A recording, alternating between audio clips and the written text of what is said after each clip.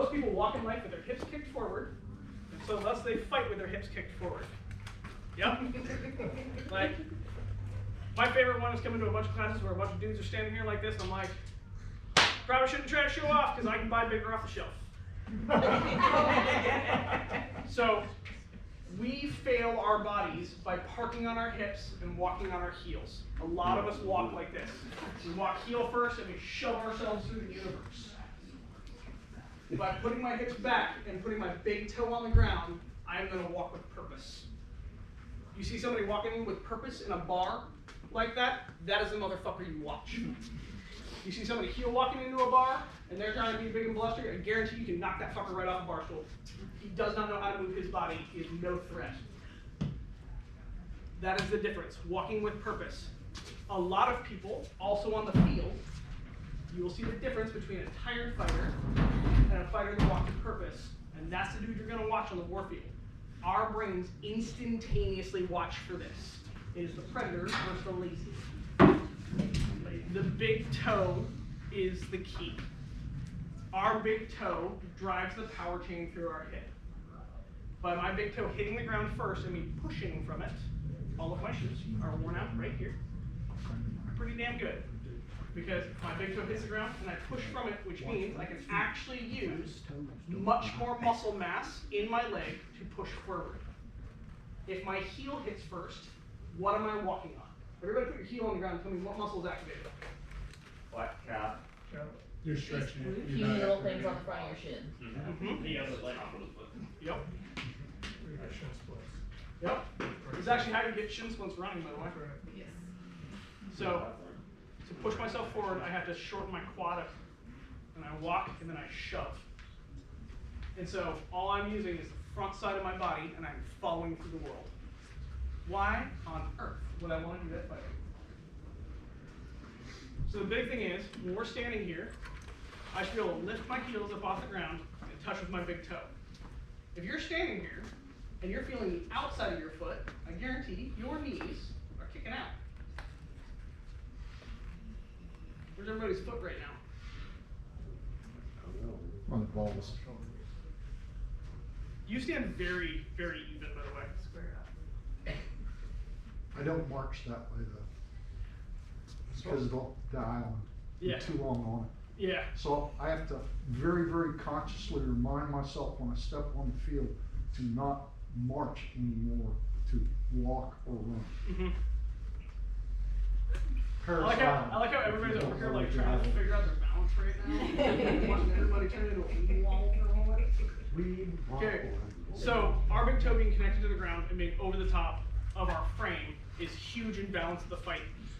So we're gonna speed through a couple things and then we're gonna go back to the basics, just so you know. So please bear with me on this because this is a lot of information about body mechanics in a real short amount of time.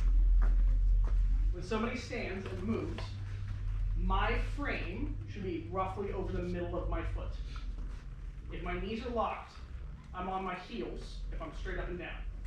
If I'm leaning forward, I then put my frame in the middle of my foot. Nobody wants to be with locked knees. It's not how to stand for long periods of time. Even when the military teaches you, it's how to go to sleep. By the way, because it actually cuts off blood flow. It's really fucking fascinating. I actually want to push my frame forward by bending my knees a little bit.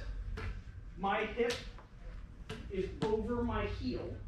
My knee, the backside of my knee, is roughly in that same line. Because now, I can move and push off that big toe.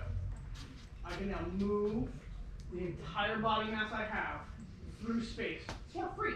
Very little muscle. Because I have all the muscles in my hip and my leg activated to push. So everybody try this for a second. And if you feel weight on your heels, I guarantee you're sitting back or you're curving your back. Can I show them exactly that? This is what she's talking about, right? You see how there's the point of her hip? You're standing right in front of it, we're showing. The back of her knee is a head, right? That's what she's talking about. It's hard to see until you get a reference. And I can pick my heels up for free. If I'm straight up and down, I can't pick my heels up without trying to move my frame forward, right? You can see me kind of kick forward. Do you do this?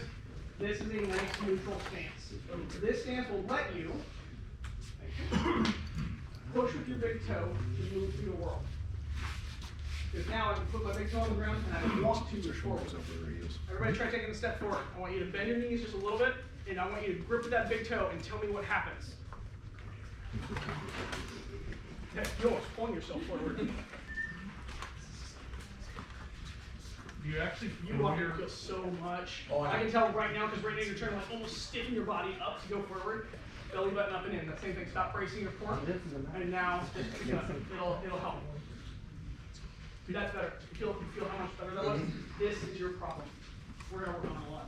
Should your heel actually not be making contact, or is No, it your just heel can very make light? contact. It Just should light. be the front of your foot makes it first.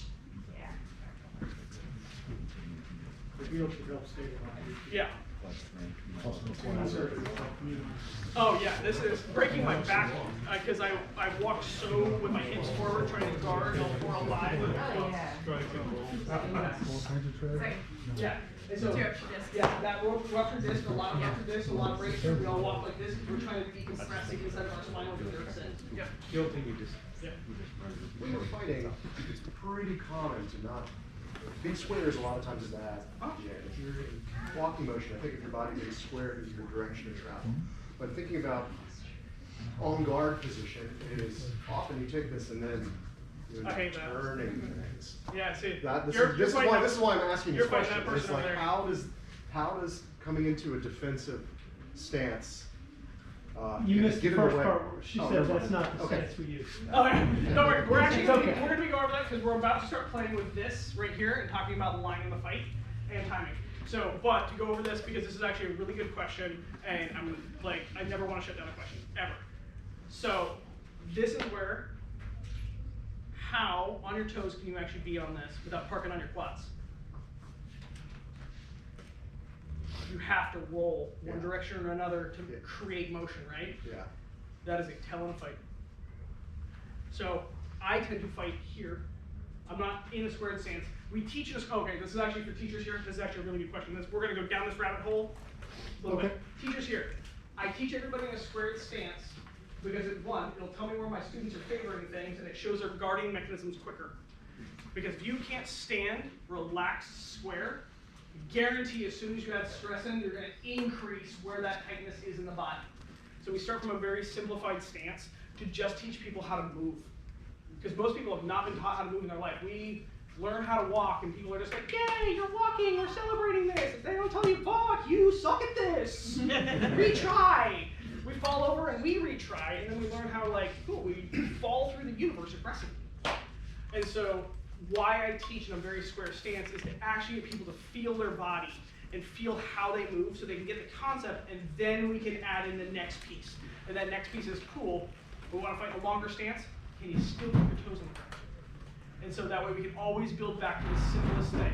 This goes back to victory conditions from the beginning of class.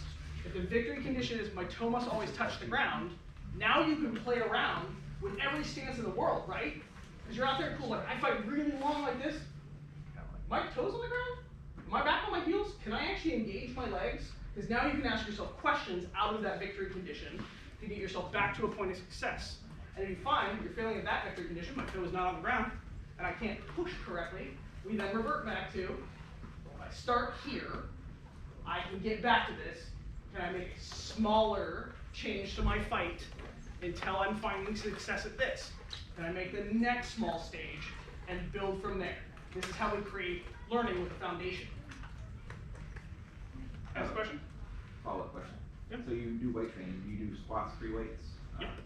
So we're constantly trained to drive off the squat from our heel.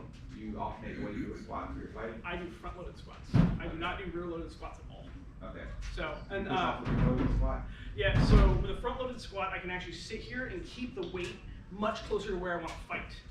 A rear-loaded squat, definitely, you're down in your heels and you drive from your heels. And a lot more, you're squeezing your butt cheeks together like you're trying not to shoot yourself. Whereas a front-loaded squat, I'm actually